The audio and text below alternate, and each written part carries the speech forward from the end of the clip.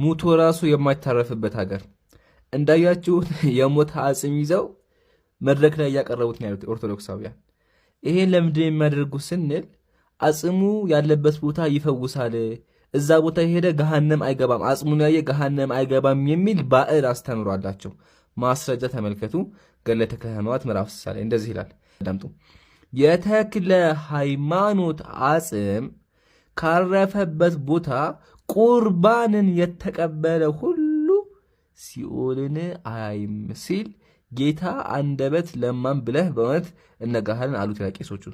አይታችሁ ከሆነ ምን አለ እዚህ ጋር ጌታ አጽሙ ያረፈበት ቦታ ሄዶ ቁርባን የተቀበለ ካለ ገሃነም አይገባም ይላል። ስለዚህ ገሃነም ላለመግባት እያው እንደዚህ የሞቱ ሰዎችን እያወጡ ያሰቃያሉ፣ አጽም ያደርጋሉ ማለት ነው። ቢላህ አለይኩም እንግዲህ አጽም እኮ ነው፣ ግን ንግድ እንዲያደርግ ይሁን አላውቅም መድረክ ላይ እየወሰደ ያቆሙታልና ይሄ ነገር ሊትራሊ ባዕድ የሆነ ከጣዖት አምላኪ ያመጣ ተግባር ነው። ባካችሁ ንጹሃን ይረፉበት፣ የሞቱ ሰዎችን አታስጨንቁ። ወሰላሙ አለይኩም።